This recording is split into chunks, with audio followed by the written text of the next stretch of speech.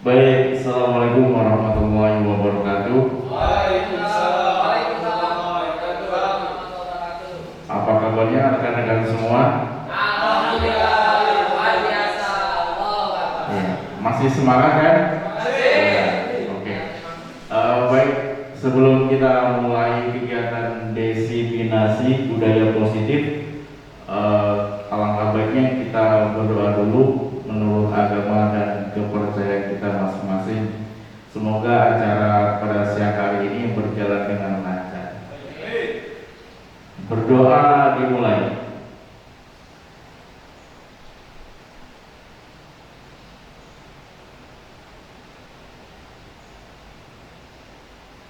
Selesai. Ya, oke, baik. Sebelum kita masuk ke kegiatan desiminasi budaya positif ini, karena waktunya siang hari ya, jadi kita butuh refreshing mungkin dengan ice breaking ya. Jadi ice breakingnya begini, misalnya Pak Heri nanti menyebutkan binatang yang huruf depannya K, misalnya apa Pak Heri? Misal kelelawar, akhirannya huruf apa? Huruf R. Nah, nanti Pak Heri menyebutkan ke Pak Ide misalnya binatang apa yang awalnya R gitu. Atau nanti nama kota dulu deh Pak Heri, nama kota yang depannya J misalnya apa? J. Jambi bisa. Terus akhirannya apa? I. Nanti kasih tahu Pak Ide huruf yang akhirannya I apa? Misalnya gitu ya. Jadi kalau yang nggak bisa nebak nanti bisa berdiri di depan. Terserah mau nari mau nyanyi boleh ya. Gitu. Oke ya, siap ya. Siap. Sekarang dari nanti saya sebutkan dulu. Oke. Nama kota yang awalnya B apa? Anurman. Bandung. Mau dilempar ke siapa? Sini aja ke depan. Ke Pak Dede. Bandung akhirannya apa hurufnya? G. Nama hewan yang awalnya G? Gurita. Oke, betul. Gurita. Oke. Sekarang Pak Dede yang bertanya menyebutkan nama kota. Terserah ke siapa? Ke Nama yang lain. nama kota yang lain. Nama kota. Bebas. Awalnya huruf A. Ke siapa? Ke Pak Heri. Ke Pak Heri. Apa Pak Heri? Nama kota yang awalnya huruf A. Agak pusing ya. Apa kira-kira? Nyanyi depan. A. Apa? Dihitung Pak, dihitung Pak 10 gitu 5. Ya. Ayo Pak Heri. Apa? Atlantik jauh bener. Di Indonesia ada huruf A itu. Apa coba? Yang orang-orang timur itu loh Pak. Mana? 5. Huruf A, kota.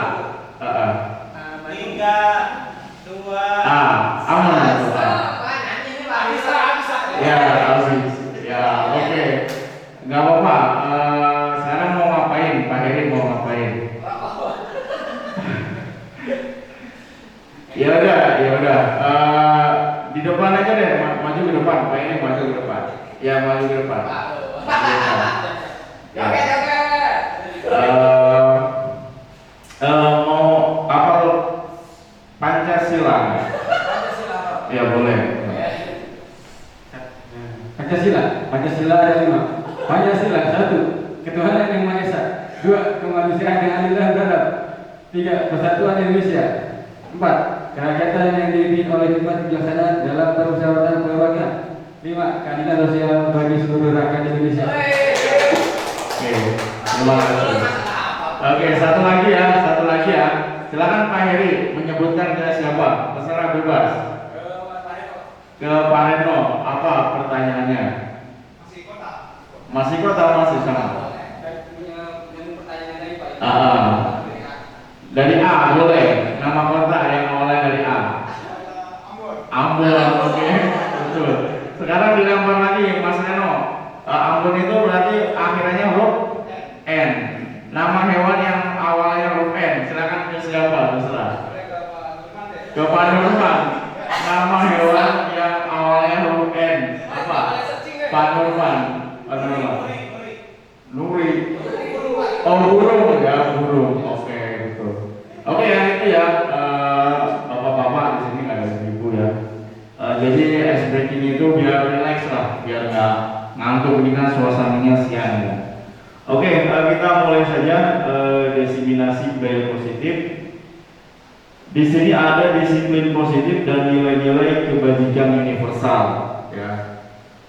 Makna kata disiplin ini dimaknai menjadi suatu yang dilakukan seseorang pada orang lain untuk mendapatkan kepatuhan. Jadi disiplin itu adalah ya sesuatu yang agar mereka itu patuh, ya gitu.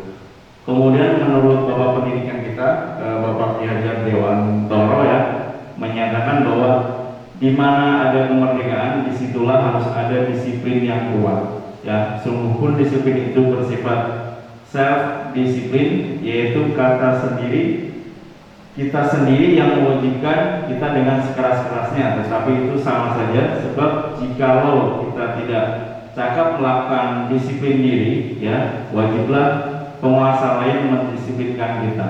Dan peraturan demikian itulah harus ada di dalam suasana yang merdeka. Jadi ini dari Bapak Pendidikan, siapa? Bapak Pendidikan kita? Ki Hajar Dewantoro ya. Oke, kemudian di situ Ki Hajar Dewantara menyatakan bahwa untuk mencapai kemerdekaan dalam konteks pendidikan yang kita saat ini, untuk menciptakan murid yang merdeka, syarat utamanya harus ada disiplin yang kuat. Makanya itulah materi pertama adalah disiplin positif. Jadi tujuannya adalah untuk memperoleh kepatuhan tersebut.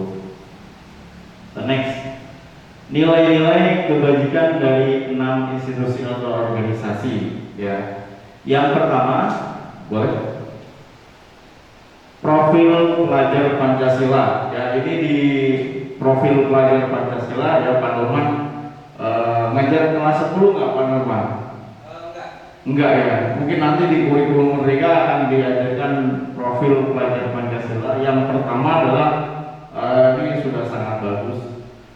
Beriman, bertakwa kepada Tuhan Yang Maha Esa dan berakhlak mulia. Itu yang pertama, nilai-nilainya. Tadi kan kita bicara nilai-nilai kebajikan, ya. Jadi kita sebagai hamba Tuhan ya pastinya nilai ini yang paling kita tekankan juga. Kemudian yang kedua adalah mandiri, yang mandiri. Jadi tidak bergantung dengan orang lain ya, mempunyai prinsip sendiri gitu ya. Kemudian bernalar kritis ya, mampu menganalisa suatu permasalahan. Kemudian berkebinekaan global ya, seperti kemarin yang di tema P5 itu kan kelas 10 ya Pak Norman, itu kan P5 nya itu adalah berkebinekaan global, di mana dalam satu kelas itu beda-beda provinsi, entah itu ada baju ada daerah, ada makanan khas gitu. Kemudian bergotong royong ya, bergotong royong. Bahkan di pemerintahan kita kan pernah ya ada kabinet gotong royong ya, kalau nggak salah ya pernah. Kemudian yang terakhir adalah siswa kita itu dituntut untuk kreatif gitu. Oke, boleh lanjut. Kemudian ini nilai-nilai kebajikan menurut Ibu ya, Primary Years Program. Yang pertama adalah toleransi ya, toleransi. Jadi di sekolah kita kan enggak cuma semuanya muslim, jadi ada yang non muslim juga gitu. Jadi toleransi ini sangat penting. Kemudian yang kedua adalah rasa hormat. Rasa hormat ini bisa kepada yang lebih tua atau dengan sesama rekan sejawat gitu. Kemudian murid dengan murid yang lain, murid kepada guru. Kemudian integritas ya, ada integritas di sini. Kemudian mandiri, tadi juga di profil pelajar Pancasila sudah ada nilai mandiri. Kemudian menghargai ya, saling menghargai. Toleransi tadi sudah, antusias, jadi punya semangat ya. Empati itu apa ya? Empati, Pak Heri apa empati Pak Heri? Kalau misalnya ada teman yang sakit, mungkin ya kesimpati atau empati? Empati, ya kepedulian mungkin ya, kurang lebihnya. Ya merasakan, ikut merasakan. Kemudian keingintahuan, jadi punya keingintahuan yang lebih gitu, belajar. Kepo, ya kepo. Indonesia itu kepo ya. Negara plus 62 mungkin ya. Jadi keponya tinggi. Oke, kemudian kreativitas, ya kreativitas. Tadi juga ada ya di profil pelajar Pancasila. Jadi kurikulum merdeka itu nanti ada profil pelajar Pancasila yang salah satu di dalamnya adalah kreativitas. Kemudian ini kerjasama. Kerjasama itu kolaborasi, ya. Jadi saling bekerja sama, teamwork, ya. Jadi tidak mungkin orang itu bekerja dengan sendirian. Misalnya. Kemudian percaya diri, ya percaya diri itu apa Pak? Percaya diri itu? PD, ya. PD mode. Definisinya. Ya, itu definisi boleh ya Pak. Ya, PD. Kemudian yang terakhir adalah komitmen. Jadi komitmen dengan apa yang dilakukan. Next. Kemudian menurut 9 pilar karakter Indonesia Heritage Foundation, ya, yang pertama tadi hampir sama ya, cinta pada Tuhan dan segenap ciptaannya. Jadi alam semesta ini ya, kita rawat, kita jaga, ya, bahwa ini adalah anugerah dari Tuhan. Ya makanya kita harus membuang sampah di tempat, menyayangi bumi dan sebagainya. Kan ada tuh kalau malam itu suruh mematikan lampu 1 jam ya kalau nggak salah ya, Kang Dede ya. Itu hari bumi apa ya? Kalau hari bumi ya. Iya. Jadi kita matikan lampu 1 jam gitu. Kemudian kemandirian dan tanggung jawab tadi juga udah ada ya, mandiri, hampir sama. Kemudian kejujuran atau amanah, diplomatis, hormat dan santun ya. Di sekolah kita sudah berjalan belum untuk yang 5S ya? Salam, senyum, sapa, sopan santun ya, 5S. Ya 6. Ya. Oh, nambah satu lagi. Santai. Ya betul. Oke. Sebelumnya untuk penyambutan siswa, yang menyambut siswa itu saya setuju sekali ya dengan program menyambut siswa, karena itu kan wujud dari 5S itu ya. Dulu kalau masalah Pak Asep Anwar ya, yang mencetuskan menerapkan hal semacam itu. Kemudian next berikutnya adalah dermawan ya, suka menolong dan gotong royong. Gotong royong juga sudah muncul tadi. Sama percaya diri juga sama, di sini ada. Kreatif, kerja keras, kemudian kepemimpinan dan keadilan, baik dan rendah hati, toleransi, kedamaian dan kesatuan. Jadi sebetulnya nilai-nilai kebajikan ini hampir ada di beberapa sumber ya, termasuk dari 9 pilar karakter. Boleh lanjutnya? Kemudian menurut petunjuk seumur hidup dan keterampilan hidup, lifelong bukan education ya, apa itu ya? Agak tutup, agak kecil tulisannya, tapi nggak apa-apa masih kelihatan. Yang pertama adalah keterampilan hidup. Keterampilan hidup, poin-poinnya aja ya, nggak usah semuanya. Iya. Integritas tadi juga sudah ada persahabatan, tanggung jawab, sumber pengetahuan, memecahkan masalah, integritas, dedikasi itu hampir sama. Boleh lanjut. Kemudian menurut the 7 essential virtues, yang pertama empati. Tadi udah ada ya, Pak Reno ya, ada empati. Kemudian suara hati, kontrol diri, rasa hormat, kebaikan, toleransi dan keadilan. Boleh? Ya, oke. Sampai di sini mungkin ada yang mau ditanyakan untuk nilai-nilai kebajikan. Silakan. Mungkin dari Pak Heri atau Pak Nurman atau Pak Dede, boleh Pak Nurman. Silakan. Oke, assalamualaikum warahmatullahi wabarakatuh. Waalaikumsalam. Perkenalkan, nama saya Muhammad Nurman. Ini langsung saja ke pertanyaannya. Dalam menghadapi siswa sebenarnya banyak banget tantangan yang dihadapi oleh guru-guru ya. Apalagi kan kita pengennya siswa ini mempunyai beberapa profil yang baik, tetapi kenyataannya sangat sulit. Saya ingin menanyakan satu aja dulu, nanti mungkin ada lagi pertanyaan. Jadi saya tuh ingin contoh langsung konkret cara-cara apa yang bisa dilakukan untuk menggapai apa yang diinginkan tadi, contoh kayak toleransi, rasa hormat, integritas, disiplin, dan menghargai itu bagaimana caranya seperti itu. Terima kasih. Iya. Oke, baik, terima kasih Pak Roman. Pertanyaan yang sangat menarik ya. Sebenarnya ini Pak Roman, ini yang pertama mengapa nilai-nilai kebajikan yang dimunculkan terlebih dahulu. Jadi nanti kita akan masuk ke segitiga restitusi. Jadi bagaimana mencari solusi dari sebuah permasalahan. Jadi segitiga restitusi ini yang pertama adalah menstabilkan tindakan. Jadi misal nih, tadi kan ada sebuah video yang sudah saya tayangkan tapi belum selesai. Misal ada anak terlambat, itu dia tidak langsung misalnya kita marahin atau omelin itu enggak. Jadi kita tanya dulu, kamu kenapa terlambat, gitu kan? Jadi kita tahu, jadi kita stabilkan dulu emosinya. Misalnya dia jawab, Pak, saya ngantar ayah saya ke rumah sakit pagi gitu. Jadi akhirnya saya ke sekolah terlambat. Nah di situ kita harus menyadari bahwa semua manusia itu bukan malaikat, Pak. Jadi kesalahan itu adalah hal yang manusiawi. Jadi tidak ada orang yang sempurna seperti itu. Jadi jangankan anak, kita pun kadang melakukan kesalahan. Bahkan mungkin nggak guru itu terlambat, sangat mungkin, apalagi murid. Lagi TK. Lah, gitu. Jadi kita nggak bisa langsung ngomelin dia atau langsung nyuruh pulang. Itu sebenarnya tidak menyelesaikan masalah. Jadi yang pertama adalah stabilkan dulu emosinya dia. Jadi semua orang manusiawi juga melakukan kesalahan. Kemudian yang kedua itu kita mengidentifikasi hal yang salah dari tindakan dia.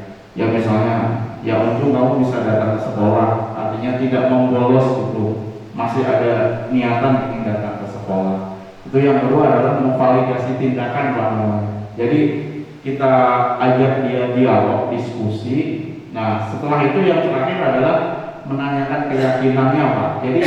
Jadi sekolah kan kita punya aturan atau keyakinan sekolah. Ya, jadi bahwa jam 7 itu harus sudah ada di sekolah. Jadi cara yang paling cepat untuk ke anak itu yang ketiga adalah anak itu kita tanya, kira-kira untuk terlambat itu melanggar aturan sekolah. Iya Pak, saya melanggar. Nah, apa yang akan kamu lakukan ke depan untuk merubah itu? Jadi kita ajak anak itu mencari solusinya Pak, dari permasalahan itu, bukan malah mulangin terus itu enggak. Jadi kita itu cari, oh ya Pak, nanti saya akan pasang alarm gitu. Atau kita juga boleh menunjukkan cara penyelesaiannya, itu juga boleh. Misalnya, berarti gini, kamu cek jadwal kontrol bapak kamu ke rumah sakit itu jam berapa? Kalau bisa lebih awal datangnya gitu. Atau kalau bisa nggak sepulang sekolah, misalnya seperti itu. Atau kalau nggak ada yang lain nggak saudaranya, misalnya gitu Pak. Jadi nggak langsung memvonis dia gitu. Bahkan yang saya temukan itu Atia itu baru sekali terlambat Pak. Jadi selama dia kelas 11 di video ini saya menemukan bahwa dia baru sekali terlambat. Artinya kan kita tidak bisa menjelaskan untuk anak untuk semuanya tidak terlambat gitu. Ternyata ada yang baru pertama kalinya untuk pertama kalinya dia terlambat. Mungkin itu Pak dari saya mengenai segitiga restitusi. Nanti juga akan dibahas di sini juga gitu. Ada yang lain mungkin mengenai nilai-nilai kebajikan? Boleh Pak Dede, silakan. Oke, assalamualaikum warahmatullahi wabarakatuh. Waalaikumsalam. Benar banget tadi yang Pak Arifin sampaikan bahwa manusia itu tidak ada yang sempurna. Tapi kalau saya lihat di P5 itu anak dituntut untuk sempurna ya Pak ya. Bukan dituntut sih, diusahakan seminimal mungkin seperti yang ada di P5. Cuma mungkin ini pertanyaannya dari orang bodoh Pak. Di bagian P5 tadi Pak, kalau boleh mundur dulu. P5. Lagi Pak, lagi. Ya, oke. Nah, bukan lagi Pak. Lagi profil ya. Ya, Profil aja. di sini Pak. Ya. Iya itu Pak. Nah, di bagian P5 ini kan ada mandiri dan gotong royong itu, Pak. Nah, kadang saya mikir, pribadi saya mikir paradoks, Pak, antara mandiri tapi kita butuh gotong royong. Tapi kita butuh gotong royong, tapi kita harus mandiri. Nah, untuk membedakan mana mandiri yang sebagai sikap mandiri dan gotong royong sebagai sikap gotong royong, nah siswa itu nanti takutnya susah membedakannya. Mana yang dimaksud mandiri harus apa, mana yang dimaksud gotong royong harus apa. Ini kan sifatnya paradoks ya. Mandiri berlawanan dengan gotong royong, begitupun sebaliknya. Mohon Pak, itu pertanyaan dari orang yang kurang tahu dijawab. Oke, terima kasih. Pertanyaan yang sangat bagus ya. Oke, jadi begini, untuk mandiri kita dalam konteks bahwa kita punya tanggung jawab terhadap apa yang kita kerjakan. Contoh, misalnya kita sedang ulangan, nggak mungkin dong kita bergotong royong. Maksudnya dalam mandiri itu ada saat-saat kita itu harus benar-benar memang mengerjakan sendiri secara mandiri, jadi tidak menggantungkan kepada orang lain, gitu, atau kita tidak bergantung dengan orang lain. Untuk yang gotong royong, tentunya kita misalnya dalam konteks kebersihan kelas, tentunya kita kan sudah dibikin piket, dan piket itu harusnya idealnya adalah semua siswa itu bergotong royong atau bekerja sama untuk melakukan tugas tersebut atau piket tersebut. Jadi itu bedanya. Jadi bedanya bukan nanti salah aplikasi ketika jangan dibalik. Jadi ketika ulangan gotong royong saling nyontek sana, nyontek sini, giliran bersih-bersih mandiri. Itu kan menjadi kebalik kalau sekarang. Siswa harus tahu itu. Nah, betul. Siswa harus harus disosialisasikan apa itu mandiri, apa itu bergotong royong. Gitu. Oke, terima kasih Pak Dede. Mungkin dua saja ya pertanyaannya. Oke, kita lanjut ke tema berikutnya mengenai teori motivasi, hukuman dan penghargaan. Kemudian yang terakhir adalah restitusi. Next. Ya, ini menurut Diana Gosset ya dalam bukunya Restructuring School Discipline menyatakan ada 3 motivasi perilaku manusia. Ya. Yang pertama adalah untuk mendapatkan imbalan atau penghargaan dari orang lain. Ini adalah motivasi yang paling rendah. Jadi ketika dia tidak dapat imbalan, maka dia tidak mau melakukannya. Itu. Kayak siapa ya, Pak? Itu ya. Jadi ya mungkin siswa kita juga sama ya. Kalau tidak dikasih reward, mungkin dia tidak mau melakukannya gitu ya. Ya contoh misalnya kebersihan, mungkin tidak mengerjakannya gitu. Kemudian juga untuk menghindari ketidaknyamanan atau hukuman. Ya, jadi yang kedua, motivasi yang kedua adalah untuk menghindari hukuman. Jadi dia taat karena untuk menghindari hukuman. Misal Pak Reno misal, yang pertama kalau dia jadi guru berprestasi tidak pernah terlambat akan dapat reward, misalnya penghargaan. Nah, itu juga motivasi yang paling rendah, ya, paling rendah. Nanti kalau nggak ada penghargaan dia nggak datang pagi lagi, gitu. Ya mungkin itu. Kemudian yang kedua bedanya untuk menghindari hukuman. Jadi kalau Mas Reno ini atau Pak Reno ini misalnya datang pagi, biar nggak ditegur kepala sekolah misalnya. Ya karena ada kepala sekolah saya harus datang pagi misalnya. Itu kan kadang gitu juga ya. Nanti takutnya dihukum gitu atau dipanggil gitu. Datang sekolah telat melulu gitu misalnya gitu kan. Nah, yang paling ideal adalah yang ketiga. Yang ketiga itu adalah untuk menjadi orang yang mereka inginkan. Jadi motivasinya itu dari dalam. Mau ada kepala sekolah, mau enggak, mau ada penghargaan atau enggak, itu memang dia sudah niat datang pagi gitu. Mungkin ya lillahi ta'ala itulah intinya mungkin bukan dia kan juga ibadah. Jadi motivasinya bukan motivasi dari luar. Kalau yang 1-2 kan motivasinya adalah dari luar, eksternal. Penghargaan dan kepala sekolah tadi kan eksternal, hukuman. Ya nanti kalau Pak Reno datang telat, kepala sekolah udah di depan gerbang misalnya.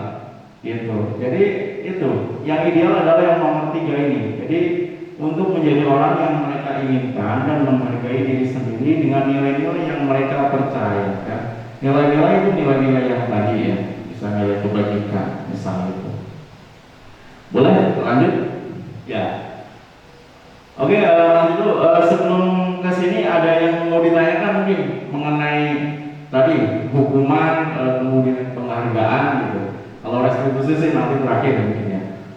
Pak Heri, barangkali ada yang mau tanya? Boleh? Ya. Masih ini, masih motivasi perilaku. Assalamualaikum warahmatullahi wabarakatuh. Saya masih tertarik dengan salah satu slide tadi terkait komitmen kepada peserta didik. Mungkin sering kejadian juga ya Pak ya, ada sarana prasarana kita yang dirusak oleh siswa, entah itu keras, entah itu apa. Komitmen ini salah satu bagian dari PR5.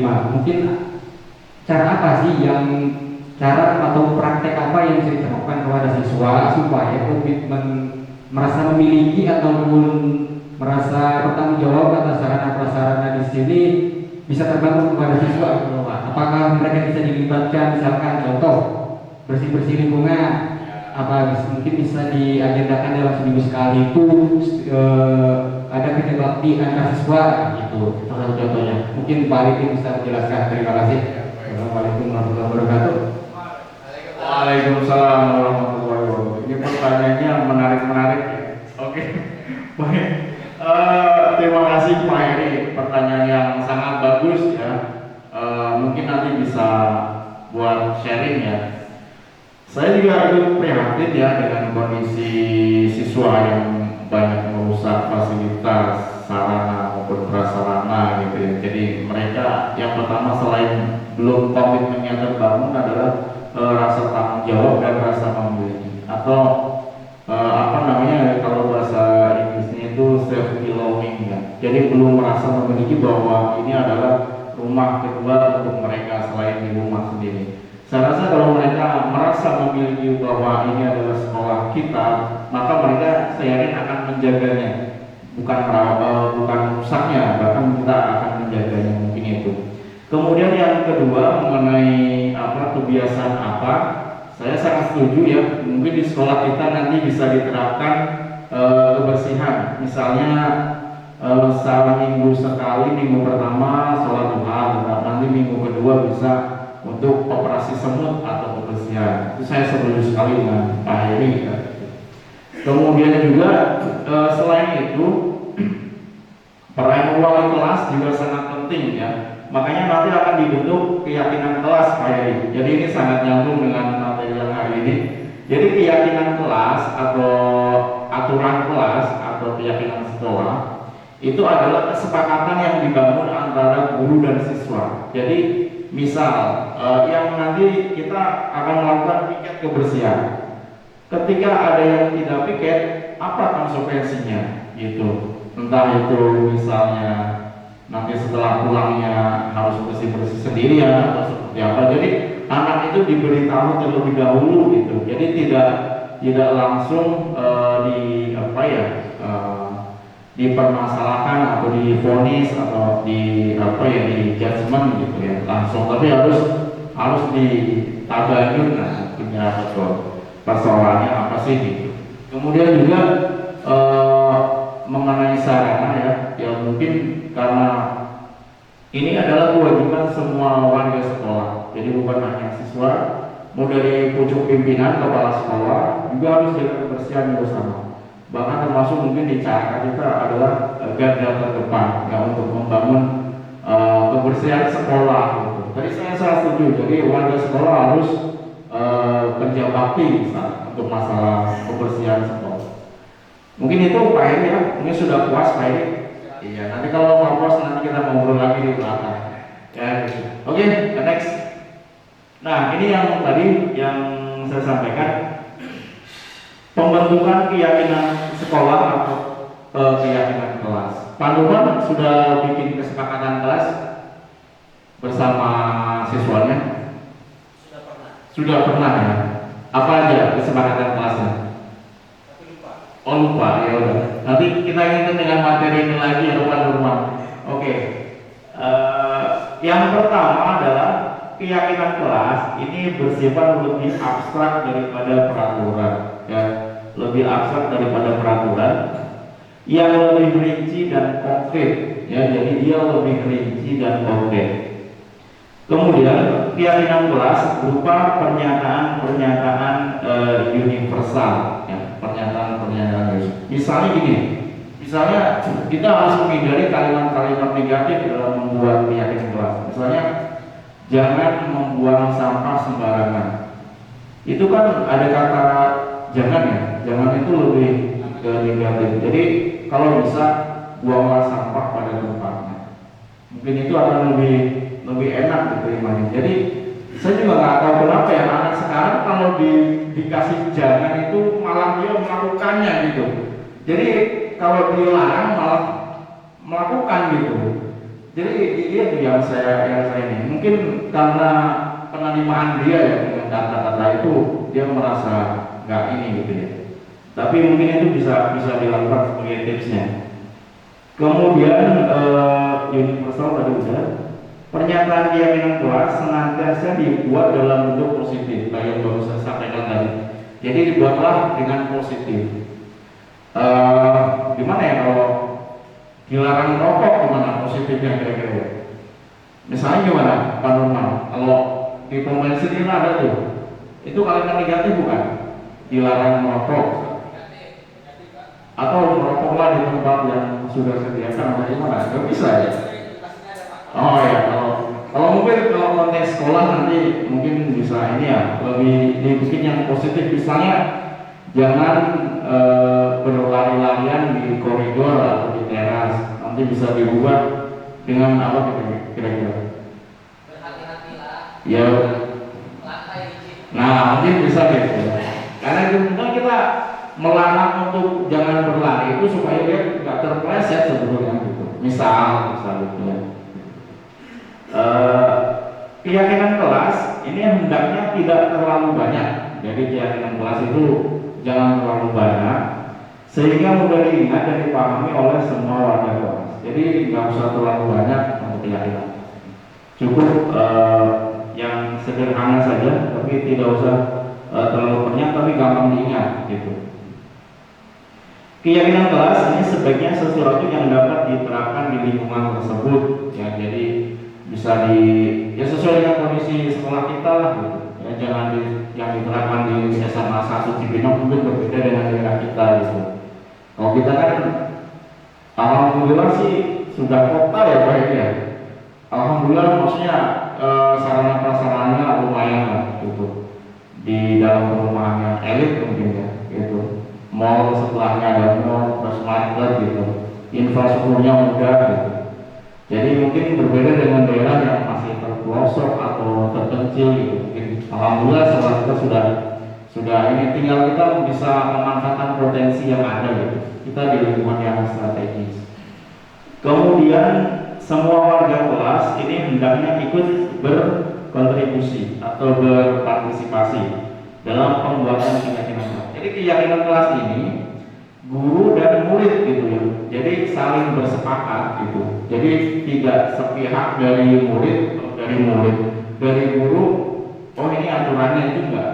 Jadi mereka itu berdialog, Pak Reno. Jadi mereka berdialog. Apa nih kesepakatan kelas atau keyakinan kelas? Semisal ya contoh. Misalnya kalau Pak Dede ada rapat di Zoom, ya. Keyakinan kelas atau kesepakatan kelasnya itu wajib on cam misalnya. Ya jadi yang simpel-simpel gitu aja. Cuma jangan jangan mematikan kamera bukan begitu, tapi misalnya wajib konten gitu. Terus kalau mau bertanya acungkan tangan, itu kesepakatan kelas kayak gitu, simpelnya gitu. Jadi nggak yang panjang-panjang peraturan sekolah ditempel di depan kelas itu dibaca juga enggak itu bedanya. Loh betul. Jadi kadang ada terlalu formal gitu, di depan kelas dipajang, kemudian itu bahkan dibaca juga kadang dikeletek anak gitu, ditempel juga gitu. Jadi yang simpel. Kemudian pembuatan kegiatan kelas ini lewat kegiatan curah pendapat. Jadi kita mendengarkan apa aspirasi dari murid. Kemudian yang terakhir ini bersedia meninjau kembali. Jadi kegiatan kelas ini bisa ditinjau kalau memang dirasa tidak sesuai, gitu. Ya, dari waktu ke waktu. Oke, next. Nah, ini ada prosedur pembentukan keyakinan sekolah atau keyakinan kelas. Ya, mungkin nanti Pak Nurman sebagai wali kelas mungkin bisa mulai sedikit demi sedikit menerapkannya, Pak Nurman. Yang pertama, mempersilahkan warga sekolah atau murid-murid di sekolah atau kelas lah, murid di kelas itu untuk bercurah pendapat tentang peraturan yang perlu disepakati di sekolah atau kelas. Jadi berpendapat gitu. Jadi ada dua sisi. Jadi aturan itu bukan hanya dari aturan dari sisi sekolah saja, tapi ada kita mendengarkan aspirasi dari murid. Itu aja intinya. Kemudian yang kedua, mencatat ini semua masukan-masukan dari murid atau warga sekolah di papan tulis atau di kertas besar, ya bisa kertas poster ya, di mana semua anggota bisa melihat hasil curah pendapat tersebut ya. Jadi misalnya depan ada papan tulis, semua masukan dari siswa itu bisa kita cantumkan aja dulu di depan itu. Next, kemudian susunlah keyakinan kelas ini sesuai dengan prosedur pembentukan keyakinan kelas. Gantilah kalimat-kalimat yang dalam bentuk negatif tadi ya, berubah menjadi kalimat ya positif ya. Misal, jangan berlari di kelas atau koridor, maka diganti dengan kalimat positif, berjalanlah di kelas atau koridor. Gitu. Paham ya perbedaannya ya? Ini nggak dari ibu ya, bapak-bapak semua. Kurang lebih seperti itu. Kemudian nomor 4 ini ditinjau kembali daftar curah pendapat yang sudah dicatat. Ya, ini Anda mungkin dapat pernyataan yang tulis di sana masih banyak yang berupa peraturan-peraturan. Ya, selanjutnya ajak warga sekolah untuk menemukan nilai kebajikan atau keyakinan yang dituju dari peraturan tersebut. Nah, ini penting ya, ini penting. Jadi aturan itu ternyata di baliknya itu sebetulnya ada nilai apa gitu di balik aturan tersebut ya. Semisal Pak Heri, saya mau nanya nih, misalnya ada anak terlambat, kemudian dia disuruh menulis di kertas sebanyak mungkin hampir 200 kalimat dengan kalimat yang sama. Saya datang terlambat, saya tidak akan mengulangi lagi. Itu terus saja. Kira-kira ada nggak korelasinya dengan solusi permasalahan atas keterlambatan tersebut?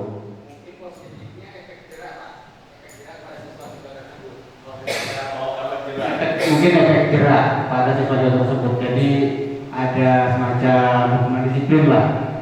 Tapi di sisi lain karena sekarang sudah lebih modern ya Pak ya, bisa ditinjau kembali terkait masalah hukuman disiplin itu. Bisa juga mungkin tetap harus ada Pak. Jadi harus ada semacam pembinaan kepada siswa, baik yang melanggar terlambat, bolos dan lain sebagainya, harus ada biar mereka tuh ada efek jerak juga. Nah, terima kasih Pak. Ya, terima kasih Pak. Jadi harus tetap ada ya untuk ini. Yang lain mungkin ada yang mau menyampaikan, Pak Reno mungkin boleh. Gimana kira-kira untuk kalau ada yang suruh menulis kalimat sebanyak-banyaknya gitu?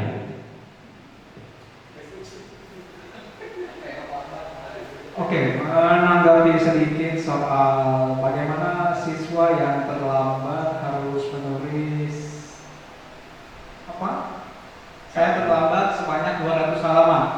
Saya rasa saya setuju dengan Pak Hedi ya, Pak Arifin, itu merupakan salah satu tindakan yang dapat membuat siswa tersebut jengah juga. Karena menurut saya juga ada opsi lain untuk membuat siswa tersebut jerak. Contohnya misal ketika ada siswa datang terlambat, itu guru menurut saya boleh saja tidak memperbolehkan siswa tersebut masuk di jam tersebut. Jadi silakan masuk di kelas berikutnya dengan catatan materi yang tertinggal tadi itu harus dicatat oleh siswa yang terlambat tersebut. Cuman ada beberapa poin dari siswa tersebut yang nggak bisa diambil, kayak interaksi guru dengan siswa pada saat dia tidak masuk di jam pelajaran tersebut, itu dia tidak dapat nilainya di situ. Ya, mungkin begitu. Terima kasih. Boleh. Oke, sedikit saya tambahin nih. Saya sangat setuju pada Pak Reno dengan Mas Heri, Pak Heri. Cuma kalau kita lihat ya, hukuman-hukuman yang sistemnya menulis sampai 200 kata kalimat ya, itu kan saya bisa bilang hukumannya kuno. Kenapa saya bilang kuno? Karena ada yang bilang bahwa didiklah anak sesuai dengan zamannya. Ya kalau masih begitu dari dulu juga, mungkin orang-orang zaman dulu mikirnya gini, ketika kita menulis, maka kita menyebutkannya dalam hati. Ketika kita menyebutkannya itu sebanyak 200 kali, maka itu lari ke otak, ke suges bahwa kita tidak akan mengulanginya lagi. Mungkin orang zaman dulu gitu.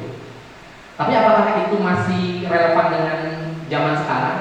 Menurut saya, kalau bisa hukuman itu diubah katanya bukan hukuman lagi, tapi binaan, yang kebermanfaatan binaan itu ada manfaatnya. Kayak contoh, misal siswa terlambat disuruh dihukum untuk bersih-bersih musola, secara tidak langsung dia dituntut untuk gerak bersih-bersih, itu juga kan bentuk sebagian dari iman ya. Atau siswa disuruh push up. Push up itu bukan hukuman tapi sebuah binaan. Toh ya kalau push up itu adalah hal yang tidak baik, maka push up itu tidak akan ada di dalam dunia olahraga. Gitu sih menurut saya, lebih ke binaannya. Kebermanfaatan anak itu walaupun terlambat tetap bisa bermanfaat, minimal buat diri dia sendiri. Gitu sih. Kasih. Ya, oke, baik. Terima kasih Pak Heri, Pak Reno ya, dan Pak Dede yang tadi sudah apakah setuju dengan kalau anak terlambat itu dihukum kemudian suruh menulis dengan banyak kalimat ya. Tadi ada berbagai macam statement ya. Dari Pak Dede itu hukuman sudah kuno ya, jadi betul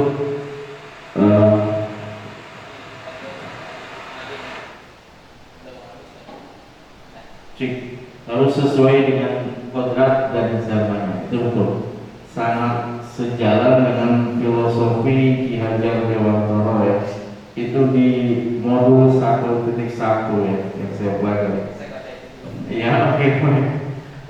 Oke, selanjutnya ya. Kemudian yang 5 ini tinjau ulang keyakinan sekolah atau kelas secara bersama-sama. Seharusnya beberapa peraturan yang telah disatukan menjadi beberapa keyakinan ini, maka jumlah bagian pernyataan keyakinan akan berkurang.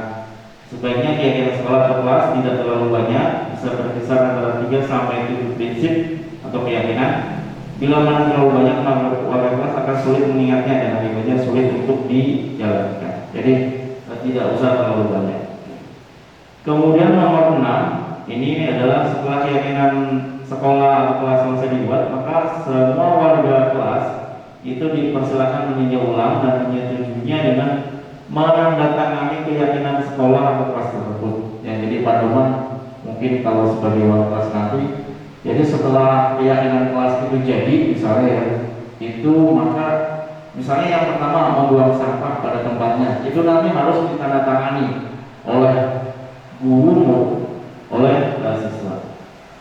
Kemudian keyakinan kelas atas kelas selanjutnya bisa dilekatkan di dinding kelas ya, di tempat yang mudah dilihat oleh orang kelas. Jadi setelah itu ditempel Pak. Jadi jangan hanya dibuat tapi nggak di print out misalnya. Ya dibuat semenarik mungkin lah. Sekarang kan pakai apa gitu desain. Gini. Boleh next. Nah kita lanjut ke 5 kebutuhan dasar manusia ya. Seluruh tindakan manusia memiliki tujuan tertentu ya. Tapi sebelum itu saya mau ini. Sebetulnya anak terlambat itu adalah akibat dari salah satu dari 5 kebutuhan dasar ini tidak terpenuhi Pak. Jadi ada anak bermasalah itu biasanya ada salah satu atau salah 2 kebutuhan dasar itu tidak terpenuhi. Itu. Semua yang kita lakukan adalah usaha terbaik kita untuk mendapatkan apa yang kita inginkan. Ketika kita ingin mendapatkan apa yang kita inginkan, sebetulnya saat itu kita sedang memenuhi satu atau lebih dari satu kebutuhan dasar kita. Yaitu yang pertama adalah kebutuhan untuk bertahan hidup atau survival. Ya, itu kebutuhan dasar manusia yang pertama. Ya, misalnya dia dengan makan, minum, kemudian pakaian dan sebagainya. Kemudian yang kedua adalah kasih sayang. Ternyata kasih sayang dan diterima itu adalah kebutuhan dasar, Pak. Jadi anak kita juga butuh kasih sayang itu. Kemudian merasa diterima. Jadi ya tidak diasingkan. Kan ada tuh di kelas, kadang dia duduk cuma sendirian, tidak ada yang nemenin. Sebenarnya dia butuh kasih sayang tuh, Pak. Jadi mungkin Pak Nurman sebagai warga harus bisa mengerti ya. Sebenarnya dia butuh kasih sayang, ya. Kemudian kebebasan atau freedom. Ya, anak itu butuh kebebasan.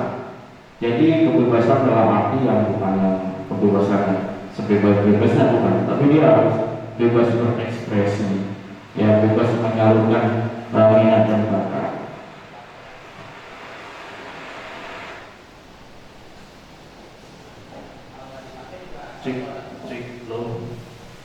Kemudian kesenangan, fun, anak juga butuh itu kebutuhan dasar akan kesenangan. Ya, jadi kalau anak itu bermain air ketika sekolah kita hujan ya, itu kebutuhan mereka sebetulnya. Mereka dalam memenuhi kebutuhan, cuma mungkin caranya ya, kadang menggunakan alat yang ada di kelas, mereka pakai pengki, pakai ember apa yang ada. Terus mereka main dorong-dorongan dengan tempat sampah, ada rodanya, mereka dorong-dorong di situ. Itu sebetulnya mereka ingin adanya terpenuhnya kebutuhan akan kesenangan. Jangan siswa, murid atau kita sebagai guru juga butuh itu. Jadi kita kan manusia juga, ya. Jadi tetap butuh akan kesenangan, refreshing. Ya, setelah ngajar mungkin pernah bolehlah main pingpong gitu ya. Jangan di ruang guru terus misalnya, atau main volley, itu adalah dalam rangka untuk kesenangan. Jadi tidak hanya fokus di satu hal akhirnya kita penat di situ. Gitu. Kemudian penguasaan atau power, ya. Jadi diakui gitu. Itu juga anak atau kita sebagai manusia juga kebutuhan akan power atau kekuasaan. Ketika seorang murid melakukan suatu perbuatan yang bertentangan dengan nilai-nilai kebajikan tadi, misalnya melanggar ya, maka hal itu dikarenakan karena mereka gagal memenuhi kebutuhan dasar mereka. Ya, gitu. Prinsipnya ya. Boleh next. Yang pertama adalah kebutuhan bertahan hidup, ya, atau survival. Kebutuhan bertahan hidup adalah kebutuhan yang bersifat fisiologis untuk beralih, misalnya kesehatan, kayak rumah, makanan. Ya. Kebutuhan biologis sebagai bagian proses reproduksi, termasuk kebutuhan untuk kita bertahan hidup. Ya. Komponen psikologis pada kebutuhan ini meliputi kebutuhan akan perasaan aman, misalnya. Ya. Jadi bertahan hidup ini ya, kesehatan, rumah, makanan, rasa aman itu juga bertahan hidup. Next. Kemudian kasih sayang dan merasa diterima, ya. Kebutuhan ini dan kebutuhan berikutnya adalah kebutuhan psikologis, ya. Baterainya habis. Kebutuhan ini untuk memberi dan menerima kasih sayang dan kebutuhan untuk merasa menjadi bagian dari sebuah kelompok. Jadi kalau ada anak yang duduk sendirian itu mungkin mereka tidak diakui ya, diterima. Makanya ini sangat penting mungkin wali kelas untuk bisa diskusi ya dengan teman-teman yang lain untuk saling merangkul gitu ya.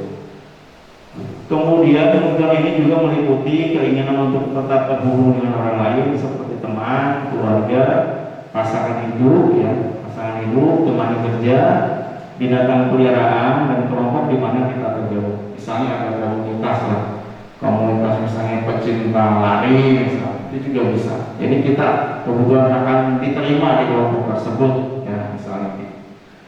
Boleh next. Kemudian akan kekuasaan, ya, kebutuhan pengakuan atas kemampuan. Ya. Kebutuhan ini berhubungan dengan kekuatan untuk mencapai sesuatu, menjadi kompeten, menjadi terampil, diakui atas prestasi, keterampilan kita, didengarkan dan memiliki rasa harga diri.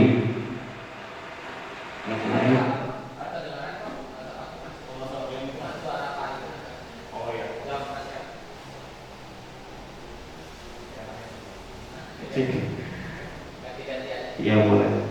Kebutuhan ini meliputi keinginan untuk dianggap berharga, yang bisa menerima, membuat perbedaan, bisa membuat pencapaian, kompetensi diakui, dihormati.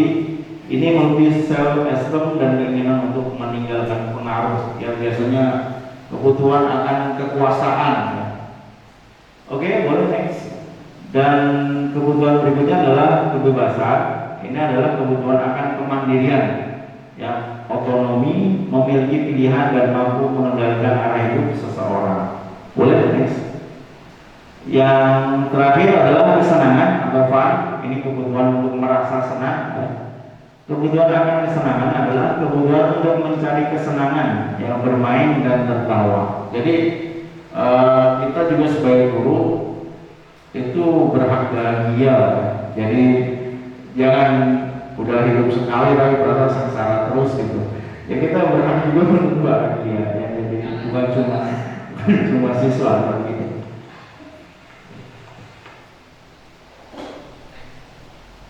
Boleh? Next. Oke, sebelum ke posisi kontrol, mungkin ada yang ingin ditanyakan mengenai kebutuhan dasar manusia. Mungkin dari Pak Nurman, silakan. Mungkin ada yang mau bertanya, boleh? Oh, nggak usah. Pak Reno, cukup jelas ya. Pak Heri, cukup ya. Boleh, silakan next. Ke posisi kontrol. Nah ini yang saya sangat suka ya dari materi ini ya. Sama materi yang lain juga. 5 posisi kontrol kita sebagai guru. Itu yang pertama adalah posisi sebagai penghukum. Ini menurut Dr. William Glaser ya. Gosen berkesimpulan ada 5 posisi kontrol sebagai guru. Yang pertama adalah sebagai penghukum. Kemudian yang kedua adalah sebagai pembuat rasa bersalah, ya, pembuat rasa bersalah. Kemudian yang ketiga sebagai teman, yang keempat sebagai pemantau, dan yang terakhir adalah sebagai manajer. Ya. Idealnya posisi kontrol yang kita capai adalah sebagai manajer. Itulah yang paling ideal. Next. Oke, sebagai penghukum ya, nanti kita bisa refleksi dengan diri kita sendiri, di mana posisi kita, ya gitu. Seorang penghukum bisa menggunakan hukuman fisik maupun verbal, ya. Jadi misalnya kalau terlambat disuruh push up, itu kira-kira sebagai penghukum.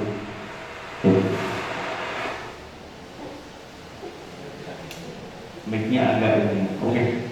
Orang-orang yang menjalankan posisi penghukum senantiasa mengatakan bahwa sekolah memerlukan sistem atau alat yang dapat lebih menekan murid-murid lebih dalam lagi. Guru-guru yang menerapkan posisi hukum akan berkata, patuhi aturan saya atau awas. Kamu selalu saja salah. Selalu, pasti selalu yang terakhir selesai. Ini biasanya statement dari seorang penghukum, ya. Mungkin nanti kita bisa merefleksikan ada di mana posisi kita.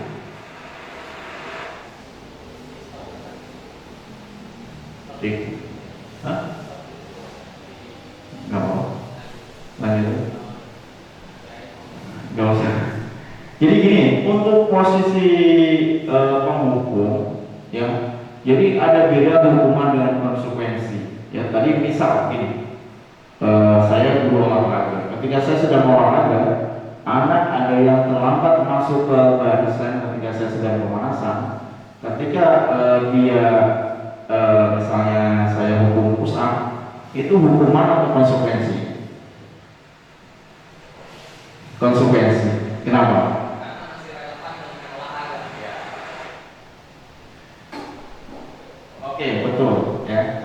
masih relevan, itu konsekuensi, ya bukan hukuman.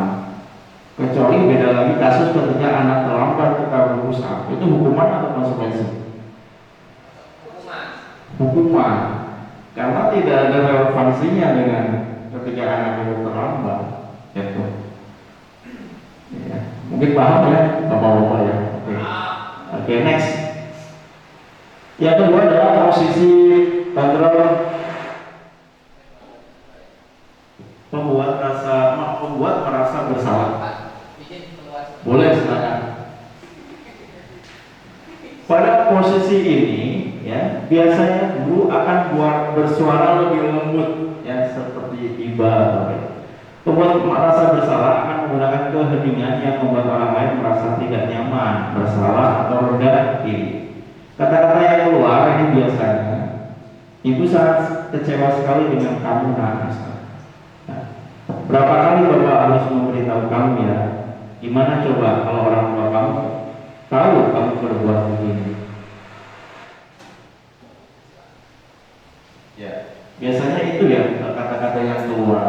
Jadi pembuat merasa bersalah itu sebetulnya dia tidak dengan nada tinggi itu enggak, tapi dia membuat seolah-olah anak itu merasa bersalah gitu ya. Merasa bersalah. Oke, boleh Mas. Kemudian ini sebagai teman, ya, sebagai teman. Guru pada posisi ini tidak akan menyakiti murid, ya kalau sebagai teman. Namun akan tetap berupaya mengontrol murid melalui persuasi. Posisi teman pada guru bisa negatif atau positif. Jadi ada dua kemungkinan, yang bisa positif karena dia mengetahui, jadi bisa bergaul dengan anak, ya. Ya mungkin bapak ini yang nanti bisa. Kita ada di posisi mana? Positif di sini berupa hubungan baik yang terjalin antara guru dan murid. Ya. Cuma ada negatifnya, yaitu apa ya? Jadi anak itu seperti kadang lonjak gitu. Karena kita itu nggak bisa. Jadi kita di mana kapan sebagai teman, kapan sebagai guru gitu. Nah, anak itu akhirnya melonjak, gitu. Misalnya katakannya gini, ayo bantulah demi bapak ya, gitu. Atau ayo ingat tidak bantuan bapak selama ini. Ya sudah kali ini tidak apa-apa gitu. Ya, nanti ibu bantu bereskan misalnya. Itu, jadi ada dua kemungkinan, bisa negatif, bisa juga positif. Itu posisi kontrol yang ketiga. Kemudian berikutnya pemantau, ya pemantau. Memantau berarti mengawasi, ya. Pada saat kita mengawasi, kita bertanggung jawab atas perilaku orang-orang yang kita awasi. Posisi pemantau berdasarkan pada peraturan-peraturan dan konsekuensi dengan menggunakan sanksi atau konsekuensi. Kita dapat memisahkan hubungan pribadi kita dengan murid sebagai seorang yang menjalankan posisi pemantau. Pertanyaan yang diajukan seorang pemantau, apa peraturannya? Atau peraturannya apa? Jadi dia selalu menggunakan data, ya, untuk konsekuensi tersebut. Misalnya kalau terlambat tadi tidak boleh ikut jam pertama. Nah nanti kamu di jam istirahat kamu harus mencatat apa yang sudah tertinggal misalnya. Itu adalah posisi pemantau. Apa yang telah kamu lakukan misalnya, sanksi atau konsekuensinya apa? Itu posisi pemantau atau mengawasi. Next terakhir, nah ini yang paling ideal adalah posisi manajer. Ya. Posisi terakhir manajer adalah posisi di mana guru berbuat sesuatu bersama dengan murid, ya, mempersilahkan murid mempertanggungjawabkan perilakunya. Jadi mempersilahkan murid untuk mempertanggungjawabkan perilakunya, ya, mendukung murid agar dapat menemukan solusi atas permasalahannya sendiri. Ini yang harus digarisbawahi, yaitu kata solusi atas permasalahannya sendiri. Seperti yang tadi saya sampaikan, Pak Dirman ada yang terlambat mengantar orang tuanya ke rumah sakit, ya, itu dia ternyata bisa menemukan solusi atas permasalahannya sendiri, dan dia bahwa bukan atas dorongan eksternal atau dari luar, tapi dalam diri sendiri. Itu yang paling penting. Kemudian seorang manajer ini telah memiliki keterampilan di posisi teman maupun pemantau. Jadi manajer itu sudah melewati masa itu, teman atau pemantau. Dengan demikian bisa jadi di waktu-waktu tertentu kembali kepada kedua posisi tersebut bila diperlukan. Jadi bisa saja kembali ke posisi teman atau pemantau, tapi dalam hal yang positif ya gitu. Namun bila kita menginginkan murid-murid kita menjadi manusia yang merdeka, mandiri dan bertanggung jawab, maka kita perlu mengacu kepada restitusi yang dapat menjadikan murid kita seorang manajer bagi dirinya sendiri. Jadi siswa pun bisa jadi seorang manajer, artinya dia bisa mengatur masalahnya sendiri, menemukan solusi atas permasalahannya sendiri gitu. Jadi tidak harus bergantung dengan gurunya misalnya. Di manajer, murid diajak untuk menganalisis kebutuhan dirinya maupun kebutuhan orang lain. Di sini penekanan bukan pada kemampuan membuat konsolidasi, namun dalam berkolaborasi dengan murid bagaimana memperbaiki kesalahan yang ada. Seorang manajer akan berkata misalnya apa yang kita yakini. Jadi nilai kebajikan apa yang kita yakini. Kembali kepada keyakinan kelas. Apakah kamu meyakininya? Jika kamu yakininya, apakah kamu bersedia memperbaikinya? Jika kamu memperbaiki hal ini, menunjukkan apa tentang dirimu, apa rencana kamu untuk memperbaiki hal ini. Ya, mungkin itu. Next. Oke, sebelum ke segitiga restitusi, mungkin ada yang mau ditanyakan tentang 5 posisi kontrol seorang guru. Boleh? Dari Pak Heri mungkin, Pak Heri mungkin biar agak sore tidak ngantuk, Pak Heri silakan. Tidak, Pak Heru lagi konsentrasi. Oh, lagi konsentrasi boleh. Atau Mas Reno ya. Silakan. Oh, boleh. Pak Heri. Posisi kontrol guru ya. Tadi sebenarnya saya pengen nanya di poin sebelumnya tentang apa namanya yang peraturan sekolahnya? Keyakinan kelas. Nah, itu kan juga ada peran aktif guru ya di dalamnya. Cuma tadi disebutin di situ cuma keyakinan sekolah garis miring keyakinan kelas. Kadang kita udah membentuk keyakinan kelas, itu guru mata pelajarannya yang beda keyakinan dengan keyakinan kelas yang kita buat gitu. Misal keyakinan kelas itu kan hanya kesepakatan siswa dengan guru wali kelas. Sedangkan karakter guru mata pelajaran itu berbeda-beda. Misal kesepakatan dengan wali kelas itu boleh minum saat jam pelajaran sambil, karena kan minum air putih itu meningkatkan konsentrasi loh. Cuma ada beberapa guru mata pelajaran yang melarang itu, sedangkan peraturan boleh minum itu sudah tertera dalam keyakinan kelas. Apakah harusnya lebih dikembangkan, yaitu apa tadi? Keyakinan kelas, keyakinan sekolah, garis miring keyakinan kelas dan keyakinan mata pelajaran. Apakah harus dikembangkan itu, atau guru mata pelajaranlah yang mengikuti keyakinan kelas? Itu sih paling bagian saya, karena ketika guru mata pelajaran mengikuti keyakinan kelas di materi yang ini itu relevan, sifat gurunya terlihat. Oke, itu sih. Terima kasih, pertanyaan yang sangat bagus ya dari Pak Dede ya. Terima kasih. Mengenai keyakinan kelas yang berbeda mungkin antara wali kelas dan muridnya yang sudah disepakati, kemudian dengan guru mapel yang lain. Nah, inilah pentingnya sebetulnya kolaborasi. Jadi kolaborasi di sini, misalnya wali kelas dan muridnya sudah membuat kesepakatan kelas atau keyakinan kelas, misalnya boleh minum pada saat jam pelajaran misalnya. Mungkin kalau makan gimana ya, kalau makan mungkin agak kurang ini. Mungkin kalau minum mungkin masih diperbolehkan. Kalau makan udah letak dulu atau Nah, iya betul. Nah, mungkin ada beberapa guru mapel yang masuknya ke 5 yang tidak membolehkan. Ya, yang tidak. Ya, oke, betul. Jadi gini, misal pengalaman saya sendiri, mungkin Pak Dede yang ketika Zoom misalnya, Zoom CGP itu kesepakatan atau keyakinan kelas kita itu boleh silakan minum ya. Karena kan kita kan butuh, jangan sampai dehidrasi juga ya, gitu. Boleh silakan minum gitu. Kemudian dari on air misalnya kalau mau nanya angkat tangan dan sebagainya itu. Itu juga mungkin guru mapel juga harus tahu itu. Jadi disosialisasikan juga ke guru mapel. Jadi di salah satu misalnya ada pertemuan apa gitu, mungkin kita berkolaborasi dengan guru mapel, bisa juga di forum-forum apa gitu ya, misalnya rapat atau apa, dan itu harus tersosialisasikan gitu. Apakah nanti semua kelas akan bisa sama ya dengan kelasnya? Mungkin itu sih tergantung dari sekolahnya ya, kelasnya sama atau seperti apa gitu. Kan di sini konteksnya juga ada keyakinan sekolah. Mungkin kalau keyakinan sekolah kan kemungkinan seragam, tidak ada yang berbeda-beda. Di situ wali kelas juga tahu, guru mapel juga paham seperti itu. Mungkin disosialisasikan saja mungkin di kegiatan rapat atau rapat dengan pimpinan, kemudian ada di wali kelas, ada guru mapel yang lain juga. Mungkin seperti itu ya Pak Didi.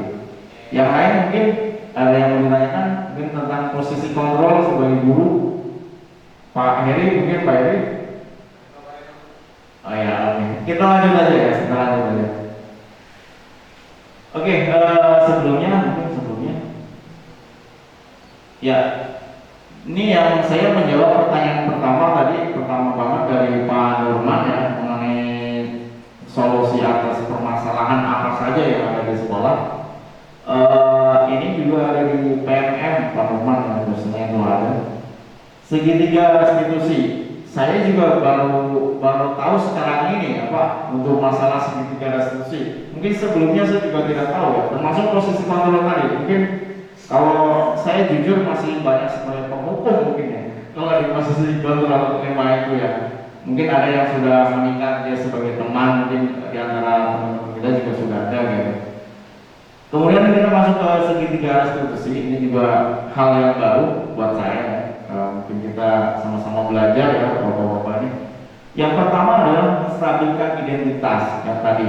Jadi tidak langsung adjustment dan sebagainya. Kemudian validasi tindakan yang salah dan menanyakan kaitannya. Boleh lanjut.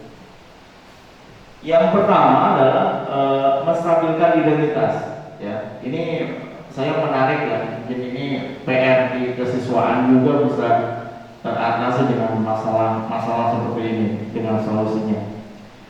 Bagian dasar dari segitiga bertujuan untuk mengubah identitas anak dari orang yang gagal karena melakukan kesalahan menjadi orang yang sukses. Jadi orang yang melakukan kesalahan itu adalah seolah-olah mereka adalah orang-orang yang gagal, gitu. Sebetulnya mereka gagal memenuhi kebutuhan dasarnya tadi. Jadi itu ada saling kaitannya dengan itu. Anak yang melanggar peraturan karena sedang mencari perhatian adalah anak yang sedang mengalami kegagalan. Ya, dia mencoba untuk memenuhi kebutuhan dasarnya. Ini kan kaitannya dengan 5 kebutuhan dasar tadi. Apa 5 kebutuhan dasar tadi Pak Heri? Coba apa aja? Bukan kebutuhan dasar manusia tadi apa saja? Kesenangan. Oke, yang lain deh Pak Reno. Survival, bertahan hidup, Kang Dede atau Pak Dede. Kekuasaan, Pak Nurman. Kasih sayang ya, betul ya, ingat kasih sayang aja kalau Pak Nurman Pak. Oke, satu lagi apa? Power, kekuasaan. Iya, oke. Ya, itu ketika anak melanggar atau melakukan kesalahan, dia gagal memenuhi 5 kebutuhan dasar tadi. Jadi salah satu atau salah 2 dan sebagainya. Dan kemudian dia mencoba untuk memenuhi kebutuhan dasarnya, namun ada benturan. Ya. Kalau kita mengkritik dia, maka kita akan tetap membuatnya dalam posisi gagal. Ya, kalau kita ingin dia menjadi reflektif, dia memaknai dirinya, maka kita harus meyakinkan si anak dengan cara mengatakan kalimat-kalimat seperti ini. Misalnya contoh, menstabilkan identitas kalimatnya. Berbuat salah itu tidak apa-apa, ya, sampai sama dengan mungkin tidak ada manusia yang sempurna. Jadi jangankan murid, kita pun sebagai guru itu pernah terlambat, ya. Saya pun demikian, ya sama. Iya, apalagi kalau rumahnya Karawang. Oke. Kemudian saya juga pernah melakukan kesalahan seperti itu ya. kita bisa menyelesaikan ini. Jadi kita menguatkan emosinya dulu gitu. Jadi anak itu tidak langsung gol di awal gitu. Kebanyakan kita kan ya kan, kamu kenapa terlambat gitu. Dasar mereka terlalu dulu gitu. Sedang kemarin alasan dan sebagainya. Gitu ya. Bapak Ibu tidak tertarik mencari siapa yang salah. Bapak Ibu tidak tertarik mencari siapa yang salah. Ini menarik nih. Tapi Bapak Ibu ingin mencari solusi dari permasalahan ini. Itu sebetulnya. Jadi kita kan lebih sering itu mungkin langsung pokoknya nggak mau tahu kalau nggak pakai sepatu warna hitam seharian nggak boleh pakai sepatu itu misalnya, atau disita misalnya gitu. Ya misalnya itu kan sebetulnya bukan solusi juga gitu. Nggak jaminan juga dia pakai sepatu hitam lagi nantinya gitu. Kemudian kamu berhak merasa begitu, misalnya, apakah kamu sedang menjadi teman yang baik buat dirimu sendiri? Mungkin seperti itu. Jadi menstabilkan identitas. Jadi emosinya dulu distabilkan dulu. Gitu. Next. Kemudian berikutnya yang sisi nomor 2 mungkin ada di sebelumnya. Nah, validasi tindakan yang salah. Ya, jadi tindakannya kita validasi dulu. Setiap tindakan kita dilakukan dengan suatu tujuan, yaitu untuk memenuhi kebutuhan dasar. Gitu. Jadi kalau anak melakukan kesalahan itu dia gagal memenuhi kebutuhan dasarnya. Ya. Kalau kita memahami kebutuhan dasar apa yang mendasari sebuah tindakan, kita akan bisa menemukan cara-cara paling efektif untuk memenuhi kebutuhan tersebut. Gitu. Menurut teori kontrol, semua tindakan manusia baik atau buruk pasti memiliki maksud atau tujuan tertentu. Ya, seorang guru yang memahami teori kontrol pasti akan mengubah pandangannya dari teori stimulus and response ke cara berpikir proaktif yang mengenali tujuan dari setiap tindakan. Kita mungkin tidak suka sikap seorang anak yang terus-menerus merengek, tapi bila sikap itu mendapat perhatian kita, maka itu telah memenuhi kebutuhan anak tersebut. Gitu. Kalimat-kalimat di bawah ini mungkin terdengar asing bagimu, namun bila dikatakan dengan nada tanpa menghakimi akan memvalidasi kebutuhan mereka. Ya. Padahal kamu bisa melakukan yang lebih buruk dari ini, misalnya itu divalidasi tindakan yang salah. Ya, atau mungkin bahkan anak tidak hanya terlambat, mungkin dia membolos tidak masuk sekolah. Kamu pasti punya alasan mengapa melakukan hal itu. Jadi anak terlambat itu jangan langsung dijudge, tapi tanyakan dulu alasannya itu apa. Gitu. Kamu patut bangga pada dirimu sendiri karena kamu telah melindungi sesuatu yang penting buatmu. Kamu boleh mempertahankan sikap itu, tapi kamu harus menambahkan sikap yang baru. Jadi ini urutan restitusi, segitiga restitusi itu gak harus di urutan yang pertama. Kalau misalnya butuh langsung yang ketiga itu bisa. Misalnya anak yang lagi upacara dia sandaran atau pakai kipas gitu, kan nggak mungkin kita dari awal misalnya langsung menguatkan emosi kelamaan, mungkin bisa langsung ke poin nomor 3 yang menanyakan keyakinan. Kira-kira kamu upacara harus bagaimana misalnya gitu. Terakhir ini sisi yang ketiga yaitu menanyakan keyakinan, yaitu teori kontrol menyatakan bahwa kita pada dasarnya termotivasi secara internal. Ini yang paling bagus ya. Jadi motivasi itu dari dalam. Ketika identitas sukses telah tercapai dan tingkah laku yang salah telah divalidasi, yang langkah 2, maka anak akan siap untuk dihubungkan dengan nilai-nilai yang dia percaya dan berpikir menjadi orang yang dia inginkan. Pertanyaan-pertanyaan di bawah ini menghubungkan keyakinan anak yang dia kelas atau keluarga. Misal, apa yang kita percaya sebagai kelas atau keluarga? Apa nilai-nilai umum yang telah kita sepakati, kesepakatan kelas tadi, ya? Apa bayangan kita tentang kelas yang ideal? Kamu mau jadi orang yang seperti apa? Gitu. Penting untuk menanyakan ke anak kehidupan seperti apa nantinya yang mereka inginkan. Apakah kamu ingin menjadi orang yang sukses, bertanggung jawab atau bisa dipercaya? Nah, kurang lebihnya seperti itu ya untuk tahapan dari segitiga restitusi. Next, boleh dilanjutin aja sudah tadi terus. Nah, ini kasus yang pertama. Ya, ini yang saya angkat kemarin kebetulan Akian namanya kelas 11 IPS berapa ya dari kemarin lupa. Atia ini berangkat melamar ke sekolah karena harus mengantar orang tua yang sakit ke rumah sakit terlebih dahulu. Nah ini rekaman videonya, Ya. Nah dia dibawa ke dia, katanya kamu terlambat. Ya, kira-kira apa ngomong terlambat? Bapak kamu ngobrol ke rumah sakit ya. Melakukan kesalahan itu hal yang manusiawi. Ya, mungkin bagi kamu yang melakukan kerja. Kemudian kira-kira apa namanya apa yang akan kamu lakukan untuk memperbaiki biar nggak terlalu banyak?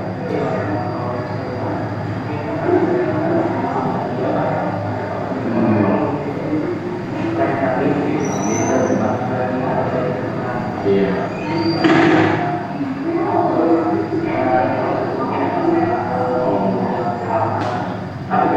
Oh ya, ngamalin bapaknya lebih pagi ya. Ya. Jadi kira-kira kamu terlambat itu salah nggak? Salah. Ya.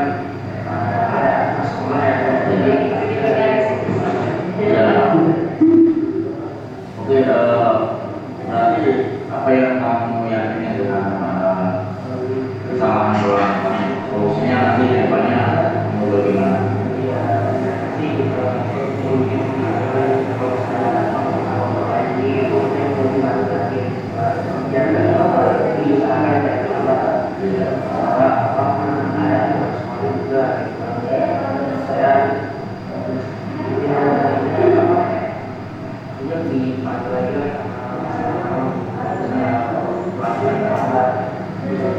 Oke, terima kasih ya. Oke, semangat belajarnya ya. Thank you.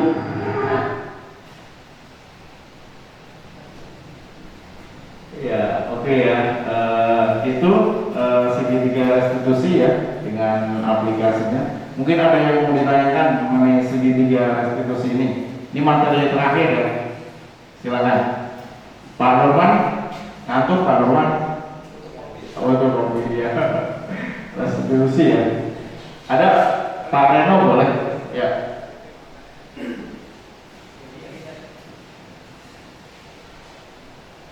Baik, assalamualaikum warahmatullahi wabarakatuh.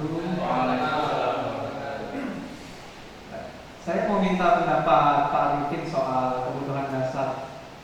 Dari 5 poin kebutuhan dasar tersebut, sebenarnya menurut saya ada beberapa poin yang bisa digantikan oleh guru sebagai pengganti orang tua siswa di sekolah.